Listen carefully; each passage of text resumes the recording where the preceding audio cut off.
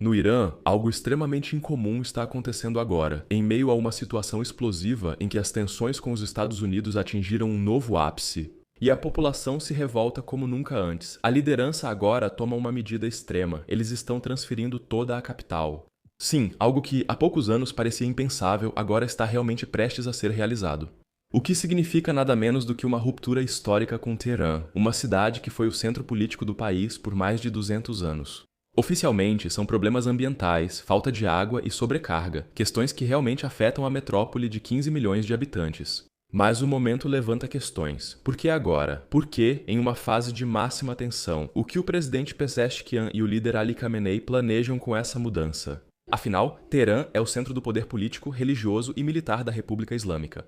Se esse centro de poder for transferido, talvez todo o equilíbrio estratégico do país também mude, mas analistas dizem que isso pode ser a última salvação para o regime. Não apenas diante de um ataque dos americanos, mas, no fim das contas, até mesmo diante da própria população. Portanto, está mais do que na hora de analisarmos esse tema com mais atenção.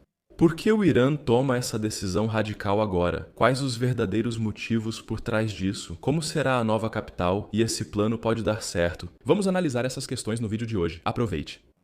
Teherã originalmente não era uma metrópole glamurosa, mas sim um assentamento sem muita importância perto da antiga cidade de Rey. Só no final do século XVIII é que isso mudou. Quando a dinastia Kadjar assumiu o poder em 1786, ela procurava uma sede de governo estrategicamente adequada. A escolha por Teherã foi consciente, principalmente por motivos militares, já que a cidade ficava perto dos centros de poder no norte, base dos Kadjar. Ao mesmo tempo, ela ficava distante dos tradicionais centros religiosos, como Isfahan ou Shiraz, permitindo aos novos governantes mais controle político. Ainda mais relevante naquela época era a posição geopolítica. No século XIX, a Pérsia estava sob enorme pressão do Império Czarista Russo, ao norte, do Império Otomano, a oeste, e do Império Britânico, ao sul. Teherã ficava estrategicamente entre essas zonas de influência e longe das fronteiras, mas era pequena e tinha infraestrutura fraca. Sua ascensão começou no século XX, sendo modernizada sob Reza Shah Pahlavi e depois por Mohammad Reza Pahlavi. Ruas largas, ao estilo europeu, substituíram becos. Universidades, estações de trem e indústrias foram criadas, tornando a cidade símbolo de um Estado nacional centralizado. Mas então, em 1979, veio a ruptura, a Revolução Islâmica. Com a queda do Shah e a ascensão de Khomeini, Teherã deixou de ser símbolo da monarquia e se tornou o centro da República Islâmica. O centro do poder religioso e da guarda revolucionária está aqui. Enquanto isso, Teherã cresceu mais rápido que o controle do Estado. De uma cidade com algumas centenas de milhares de habitantes, Teherã se transformou até hoje em uma região metropolitana com quase 15 milhões de pessoas, em um espaço que nunca foi planejado para tantas multidões. A guerra, a falta de perspectivas econômicas e a concentração de recursos estatais fizeram da cidade um imã, agravando os problemas estruturais a cada ano. A moradia se tornou escassa e bairros inteiros surgiram como favelas nos arredores da metrópole. Vias de trânsito, feitas para 2 ou 3 milhões de pessoas, passaram a suportar muito mais gente. Hoje, Teherã é uma das cidades mais congestionadas do mundo e trajetos de várias horas são comuns. A situação ecológica é ainda mais grave. A cidade fica em uma bacia, aos pés das montanhas Elburz, e sua localização age como uma tampa. Gases de escape e partículas finas dificilmente se dissipam e a poluição do ar frequentemente atinge níveis críticos. As escolas chegam a fechar e idosos não podem sair. Soma-se o grave problema da água, causado pela gestão hídrica desastrosa do governo nos últimos anos. Anos de uso excessivo de água subterrânea, agricultura ineficiente e mudanças climáticas causaram o afundamento do solo em partes da cidade. Bairros inteiros têm prédios rachados e seguem afundando, enquanto os reservatórios que abastecem a capital com água também diminuem. As chuvas se tornaram mais irregulares e os períodos de calor mais intensos, mas a agricultura nos arredores continua consumindo enormes quantidades de água, muitas vezes com métodos de cultivo ultrapassados. Para um Estado com centro político, militar e administrativo nessa região, isso se torna um risco crescente à segurança. Porque a escassez de água não gera só problemas no abastecimento, mas também possíveis distúrbios sociais. Assim, chegamos aos reais motivos. Por que decidiram transferir a capital justamente agora? Tudo isso já é ruim, e cientistas afirmam que a capital enfrentará uma catástrofe ecológica. Para um regime que mata dezenas de milhares de cidadãos para manter o poder, razões como poluição do ar ou falta de água soam apenas como desculpas. O verdadeiro cerne está, mais profundamente, na autopreservação do sistema. O poder no Irã é altamente centralizado. Em Teherã, concentram-se governo, parlamento, líder supremo, inteligência e comando da Guarda Revolucionária, todos muito próximos. Essa concentração traz controle, mas também vulnerabilidade. Em caso de escalada militar, um ataque à capital seria estruturalmente devastador. Uma transferência para uma região menos populosa e planejada reduziria esse risco, do ponto de vista dos mulás.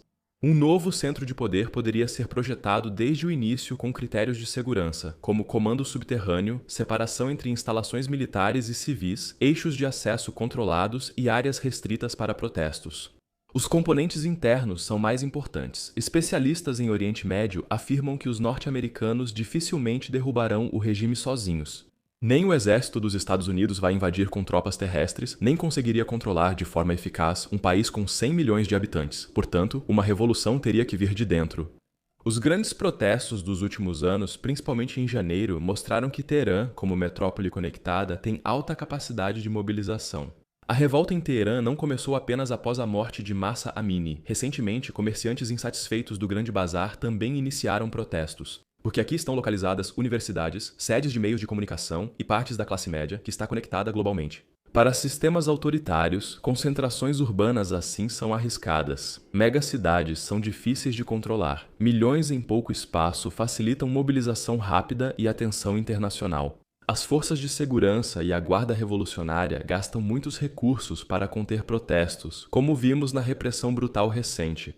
Uma nova capital, no entanto, poderia mudar essa dinâmica de forma estrutural.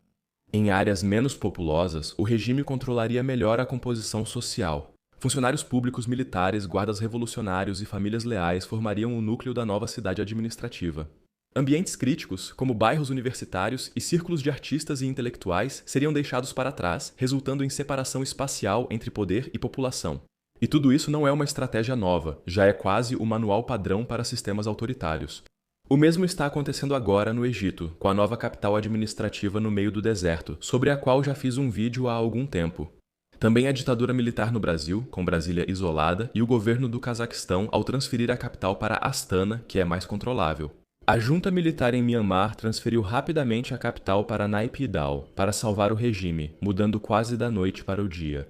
Espera-se um passo semelhante no Irã, com destaque para a região de Makran, no sudeste do país. É uma zona costeira pouco povoada no Golfo de Omã, próxima à capital Chabahar.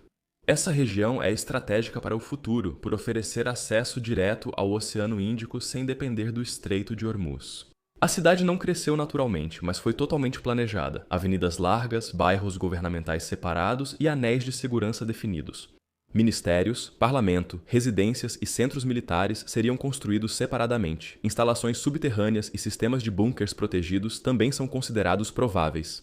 A estrutura populacional seria criada seletivamente. Funcionários do Estado, forças armadas e elites leais ao regime poderiam ser assentados de forma direcionada, o que teria vantagens e desvantagens militares. As vantagens incluem um ambiente estratégico mais calmo, com Omã neutro, Paquistão aliado e melhor separação entre forças armadas, governo e civis.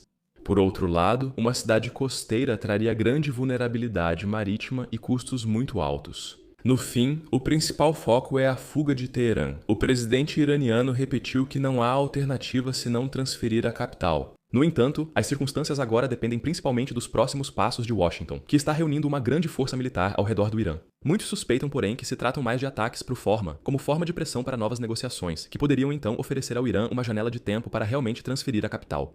Mas e vocês? O que acham? O que o Irã realmente planeja com a transferência de sua capital? Escrevam aí nos comentários. Se vocês também se interessam pela nova aliança entre a União Europeia e a China, eu recomendo muito este vídeo aqui. Divirtam-se. Nos vemos na próxima vez. Até lá. Tchau.